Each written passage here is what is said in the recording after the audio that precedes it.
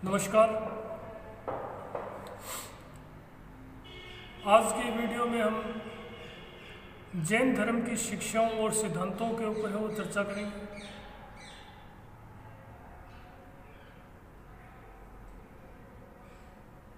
देखिए, जैन धर्म की जो शिक्षाएं और सिद्धांत हैं वो उनके समृद्ध आगम साहित्य में है वो संरक्षित है, जिन्हें जैन तीर्थंकरों के केवल ज्ञान और वचनों पर आधारित माना जाता है। इसी प्रकार जैन धर्म के 24वें और अंतिम तीर्थंकर महावीर स्वामी के जो मौलिक सिद्धांत हैं वो 14 ग्रंथों में है वो संकलित मिलते हैं और महावीर स्वामी के मौलिक सिद्धांतों के संकलन वाले इन ग्रंथों को पूर्व ग्रंथ कहा जाता है। इन ग्रंथों से ही जैन धर्म की शिक्षाओं और सिद्धांतों के ऊपर है वो एक प्रकार से प्रकाश पड़ता है। जो आगम साहित्य है उस पर है वो श्वेतांबर जो पंथ के जो अनुयायी हैं वो आगम साहित्य में विश्वास रखते हैं, क्योंकि हम जानते हैं कि जैन धर्म जो है वो कालांतर में 2 संप्रदायों में विभाजित हो गया था, श्वेतांबर और दिगंबर। जो श्वेतांबर जैन संप्रदाय के अनुयायी हैं वो आगम साहित्य में विश्वास रखते हैं, जबकि जो दिगंबर जो चारों दिशाओं को ही वस्त्र मानकर नग्न रहने वाले जो जैन संप्रदाय के अनुयायी हैं वो महावीर स्वामी के मौलिक सिद्धांतों यानी 14 पूर्व ग्रंथों में विश्वास रखते हैं और उन्हीं के अनुरूप आचरण करने का प्रयास करते हैं। देखिए, जैन धर्म की जो प्रमुख शिक्षाएं और सिद्धांत हैं वो इन्हीं आगम साहित्य और पूर्व साहित्य में ही संकलित मिलती है। इन ग्रंथों का विश्लेषण करने पर हमें जैन धर्म की जो सर्वप्रमुख जो शिक्षा हमारे सामने स्पष्ट होती है वो है कि जैन धर्म है वो निवृत्ति मार्ग को महत्व देता है, यानी जैन धर्म निवृत्ति मार्ग है।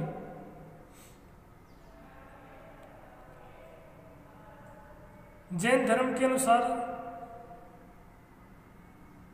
ये जो जीव जगत यानी जो संसार है वो दुखों से परिपूर्ण है और मनुष्य की सांसारिक वस्तुओं को प्राप्त करने की इच्छा या मनुष्य की सांसारिक वस्तुओं के प्रति जो आसक्ति है अर्थात कभी तृप्त न होने वाली इच्छा, यानी मनुष्य की इच्छाएं कभी समाप्त नहीं होती, जिसे आसक्ति। जैन धर्म के अनुसार मनुष्य की सांसारिक वस्तुओं के प्रति आसक्ति अर्थात कभी तृप्त न होने वाली इच्छाएं, जिन्हें जैन धर्म में तृष्णा कहा गया है, वो तृष्णा ही मनुष्य के दुख और बंधन का कारण है।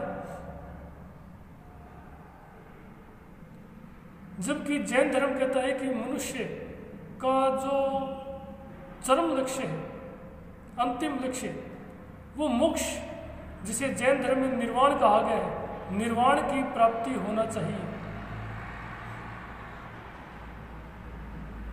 और निर्वाण यानी कि मोक्ष की प्राप्त करने के लिए सांसारिक इच्छाओं तृष्णा का त्याग करना अपरिहार्य है।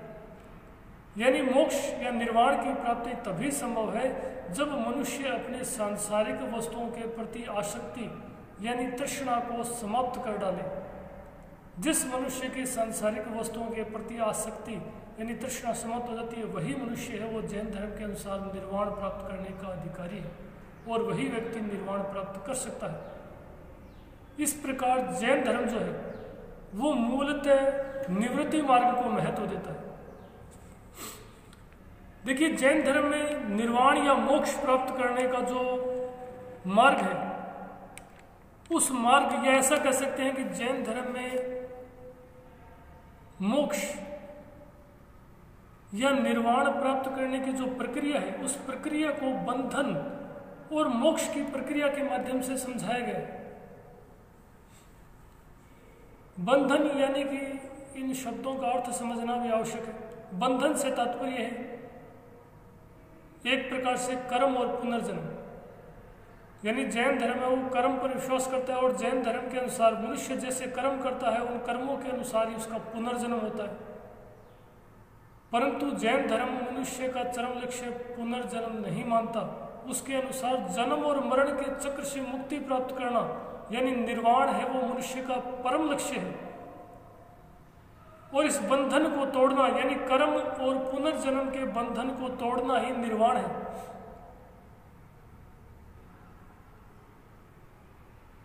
और जैन धर्म में बंधन और मोक्ष की इस प्रक्रिया को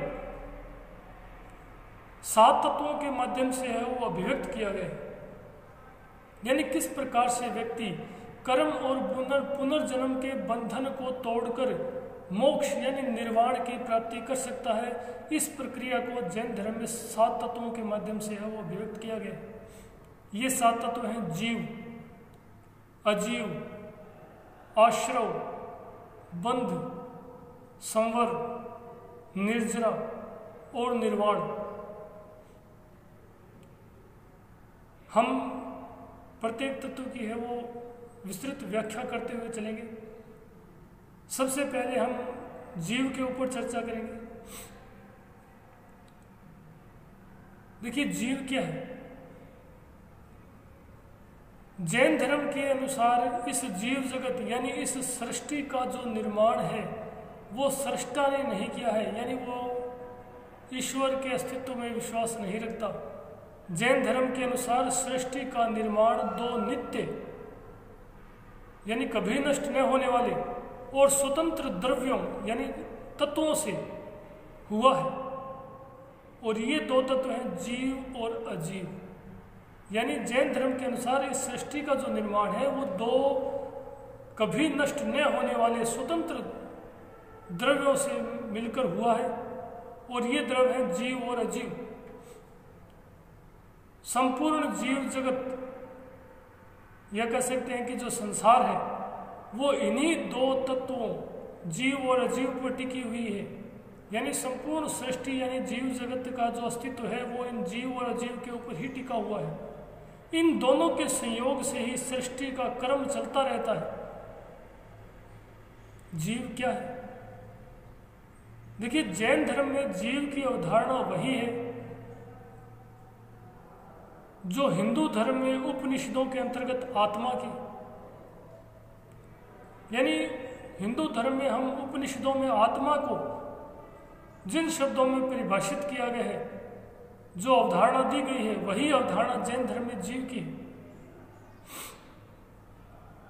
लेकिन औपनिषदिक आत्मा और जैन धर्म के जीव में भी मूलभूत अंतर है। जहां उपनिषदों में आत्मा की एकात्मकता मिलती है, यानी उपनिषदों में जो आत्मा का जो स्वरूप बताया गया है उसके अनुसार इस संसार में सभी मनुष्यों की आत्मा एक ही है। यानी आत्मा की एकात्मकता पर बल देते हैं उपनिषद। वहीं जैन धर्म जीवों की बहुलता में विश्वास रखता है। यानी जैन धर्म के अनुसार प्रत्येक प्राणी की आत्मा यानी जीव अलग अलग है, जबकि जैन हिंदू धर्म कहता है कि सभी मनुष्यों में एक ही आत्मा है। यही उपनिषदिक आत्मा और जैन धर्म के जीव में मूलभूत अंतर है। आत्मा की भांति ही जो जीव है उस जीव का विशिष्ट गुण चेतना माना गया है। यानी जो चेतना है वो जीव का विशिष्ट गुण है, क्योंकि जीव जो है वो अनंत चतुष्टय से परिपूर्ण है। अनंत चतुष्टय यानी कि अनंत ज्ञान, अनंत दर्शन, अनंत वीर्य और अनंत आनंद से युक्त होने के कारण ही जो जीव है वो चेतना से परिपूर्ण है। जैन धर्म में जीव है वो 2 प्रकार के बताए गए हैं। जीव के 2 भेद बताए गए हैं। मुक्त जिसे सिद्ध भी कहा जाता है, और दूसरा है पद। यानी जीव जो है यानी आत्मा जो है वो जैन धर्म के अनुसार दो प्रकार की होती है।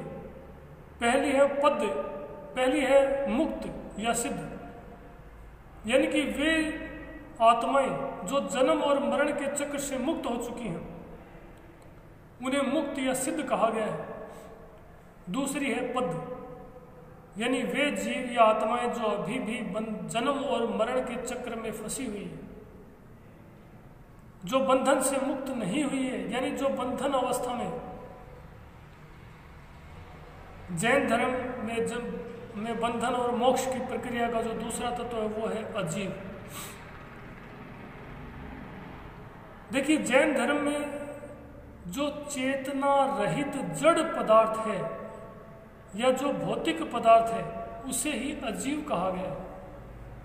यानी जैन धर्म के अनुसार जिस तत्व में कोई चेतना नहीं है, जो जड़ पदार्थ है, भौतिक पदार्थ है, जो दिखाई देता है, उसे जैन धर्म में अजीव कहा गया है। और जैन धर्म के अनुसार यह अजीव 5 तत्वों से मिलकर बना है। जैसे हिंदू धर्म में अपने कहते हैं ना कि मानव का भौतिक शरीर 5 तत्वों से मिलकर बना है, अग्नि, जल, वायु, आकाश, पानी, इनसे मिलकर मनुष्य का भौतिक शरीर बना है। उसी प्रकार जैन धर्म में भी अजीव जो है वो 5 तत्वों से मिलकर बना है। पुद्गल, धर्म, अधर्म, आकाश और काल, इन 5 पदार्थों से ही जैन धर्म के भौतिक तत्व अजीव का निर्माण हुआ है। जैन धर्म में बंधन और मोक्ष की प्रक्रिया का जो तीसरा तत्व है वो है आश्रव। आश्रव का शाब्दिक अर्थ बताऊं तो कह सकते हैं एक प्रकार से बहना। देखिए, जैन धर्म के अनुसार सांसारिक वस्तुओं के प्रति जो आसक्ति है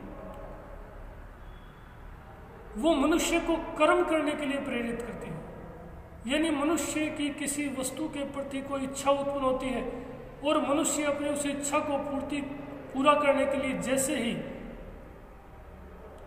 कोई कार्य करने को प्रेरित होता है, अर्थात मनुष्य उस वस्तु की प्राप्ति के लिए कार्य या कर्म करने को तत्पर होता है, तो ऐसी स्थिति में कर्म के प्रभाव के कारण जो अजीव है उस अजीव का जीव की ओर प्रवाह होना शुरू हो जाता है, जिसे जैन धर्म में आश्रव कहा गया। कहने का तत्व ये है कि मनुष्य की सांसारिक वस्तुओं को प्राप्त करने की जो इच्छा है या जो आसक्ति है वो मनुष्य को कर्म करने के लिए प्रेरित करती है। देखिए, जैसे मैं चाहता हूँ कि मेरे पास बहुत सारी सुख सुविधाएं हों और वो सुख सुविधाएं मुझे कोई कार्य करने के लिए प्रेरित करती हैं, और जैसे ही मैं वो कर्म करता हूँ उस कर्म के प्रभाव के कारण ही जो अजीव है, जो भौतिक तत्व है, वो चेतन युक्त पदार्थ जीव की ओर प्रवाहित होना शुरू हो जाता है, और इस अवस्था को जैन धर्म में आश्रव कहा गया है। जैन धर्म में बंधन और मोक्ष की प्रक्रिया का जो अगला तत्व है वो है बंध। जैन धर्म के अनुसार जब कर्म के प्रभाव के कारण अजीव जीव की ओर प्रवाहित होना शुरू होता है तो उस अवस्था को आश्रव कहा गया। ऐसी स्थिति में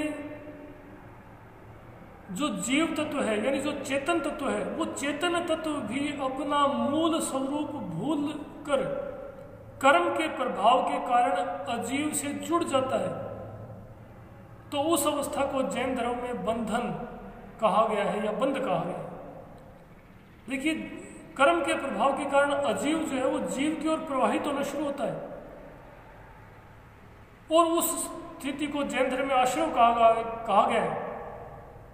और जब जीव भी अपने मूल स्वरूप को यानी अपने चरम लक्ष्य यानी निर्वाण प्राप्ति के मार्ग को भूलकर उस कर्म के प्रभाव के कारण अजीव से जुड़ जाता है या संयुक्त हो जाता है, तो उस अवस्था को जैन धर्म में बंधन या बंध कहा गया।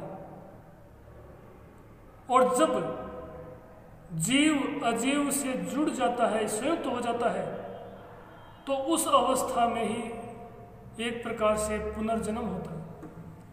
यानी जब मनुष्य आत्मा जो है वो भौतिक तत्व में प्रवेश कर जाती है, यानी जीव जो है चेतन युक्त पदार्थ जीव जब अचेतन पदार्थ अजीव में प्रवेश करता है तो उसके परिणाम स्वरूप है वो एक प्रकार से पुनर्जन्म होता है। तो जैन धर्म में इस प्रकार कर्म के प्रभाव के कारण जब जीव अजीव से संयुक्त हो जाता है तो उस स्थिति को ही पुनर्जन्म कहा गया है। और कर्म वह कड़ी होती है जो अजीव को जीव से जोड़ती है। यानी जीव अजीव से तभी जुड़ता जो है, उसके मध्य जुड़ने का जो कड़ी है वो कर्म है। यानी कर्मों के कारण ही जो अजीव है उसका जीव की ओर प्रवाह होना शुरू होता है, और कर्मों के कारण ही जो जीव है वो अजीव से है वो संयुक्त होता है। जैन धर्म में इन कर्मों के प्रवाह को रोकने की प्रक्रिया भी बताई गई है। जैन धर्म के अनुसार अगर आने वाले कर्मों के प्रवाह को रोक दिया जाए तो जीव को अजीव से संयुक्त होने से रोका जा सकता है। यानी मनुष्य अगर अपने कर्मों के प्रवाह को रोक दे तो ऐसी स्थिति को जैन धर्म में संवर कहा गया है। अर्थात जीव अपने वास्तविक लक्ष्य यानी निर्वाण को पहचान कर उसके अनुसार आचरण करना शुरू कर दे तो वो कर्मों के प्रवाह को रोक सकता है। यानी जैन धर्म के अनुसार जब जीव यानी जो चेतन तत्व है वो अपने जीवन के वास्तविक लक्ष्य को, क्योंकि उसका वास्तविक लक्ष्य मोक्ष या निर्वाण है, उसको पहचान कर उसकी प्राप्ति के लिए उसके अनुरूप आचरण कर, यह आचरण के नियम जैन धर्म में आगे बताए गए, उसके अनुरूप आचरण करता है तो ऐसी स्थिति में वह कर्मों के प्रवाह को रोक सकता है। और ऐसी स्थिति को ही जैन धर्म में संवर कहा गया है। इस प्रकार मनुष्य है वो अपने कर्मों के प्रवाह को रोक कर जीव को अजीव से संयुक्त होने से रोक सकता है। परंतु मनुष्य ने अपने जो पूर्व जन्मों में ही जो कर्म फल जो संचित कर लिया है उसको नष्ट किए बगैर भी जैन धर्म में निर्वाण की प्राप्ति संभव नहीं है। और जैन धर्म में पूर्व जन्म के संचित कर्म फल को नष्ट करने की स्थिति को ही निर्जरा कहा गया है। जैन धर्म के अनुसार पहले से ही एकत्रित कर्म फल के प्रभाव को नष्ट करना ही निर्जरा कहलाता है। और व्यक्ति अपने पूर्व संचित कर्म फल को पंच महाव्रत यानी कि 5 अणु व्रतों, त्रिरत्न, जैन धर्म में जो त्रिरत्न बताए गए हैं, सम्यक ज्ञान, दर्शन और चरित्र, तथा 7 शील व्रतों का पालन कर उनके अनुसार आचरण कर मनुष्य अपने पूर्व जन्म के संचित कर्म फल को समाप्त कर सकता है। उस अवस्था को ही जैन धर्म में निर्जरा कहा गया। यानी मनुष्य पंच महाव्रतों, त्रिरत्न और 7 शील व्रतों के अनुसार आचरण करके जैन धर्म के अनुसार मनुष्य अपने पूर्व जन्म के संचित कर्म फल को नष्ट कर सकता है। और इस स्थिति को जैन धर्म में निर्जरा कहा गया है।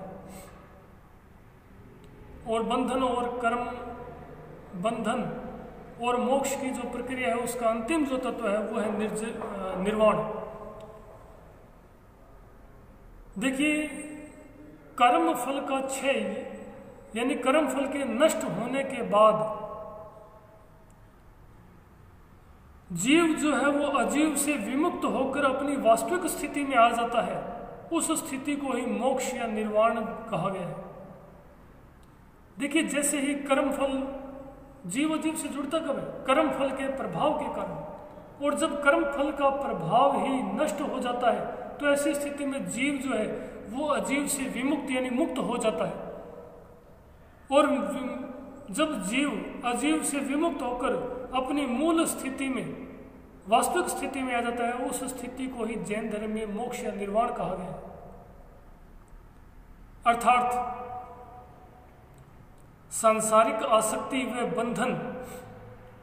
बंधन यानी कि जन्म और मृत्यु के चक्र से मुक्ति प्राप्त करने की अवस्था को ही जैन धर्म में निर्वाण यानी मोक्ष कहा गया है।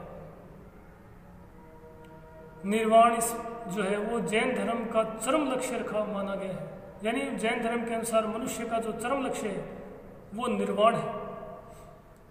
अगले वीडियो में हम पंच महाव्रतों, त्रिरत्न और 7 शील व्रतों के ऊपर वो चर्चा करेंगे।